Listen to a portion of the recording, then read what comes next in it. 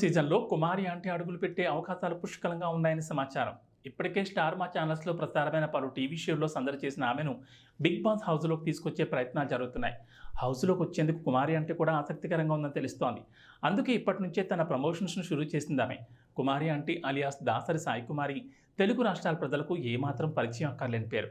హైదరాబాద్లోని road side food business చేస్తున్న ఈమె పేరు గత కొన్ని నెలలుగా సోషల్ మీడియాలో తెగ మారుమోగిపోతోంది. యూట్యూబ్ ఛానల్స్, టీవీ ఛానల్స్ ఆమె ఇంటర్వ్యూలు తీసుకుంటున్నాయి. ఇప్పటికే పలు టీవీ షోల్లో ఎంట్రీ కూడా ఇచ్చింది. అదే సమయంలో కుమారి ఆంటీపై ట్రోల్స్ కూడా నడిచాయి.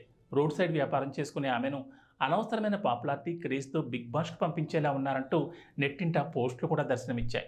ఇప్పుడు ఈ మాటలే నిజమయ్యేలా ఉన్నాయి. బిగ్ బాస్ 8వ సీజన్లో కుమారి ఆంటీ అడుగుపెట్టే అవకాశాలు పుష్కలంగా ఉన్నాయని సమాచారం. ఇప్పటికే స్టార్ మా ఛానల్స్లో ప్రసారమైన పలు టీవీ షోల్లో సందడి చేసిన ఆమెను బిగ్ బాస్ హౌస్లోకి తీసుకొచ్చే ప్రయత్నాలు గట్టిగానే జరుగుతున్నాయి. హౌస్లోకి వచ్చేందుకు కుమార్ ఆంటీ కూడా ఆసక్తికరంగా ఉంది. అందుకే ఇప్పటి నుంచే తన ప్రమోషన్స్ను షురూ చేసిందేమై. బిగ్ బాస్ హౌస్లో ఎక్కువ రోజులు ఉండాలి. టైటిల్ గెలవాలంటే ఆట మాట తీరుతో పాటు ఆడియన్స్ వేసే ఓట్లు కూడా ఎంతో ముఖ్యం. ఈ విషయాన్ని కుమారి ఆంటీ త్వరగానే గ్రహించినట్లుంది.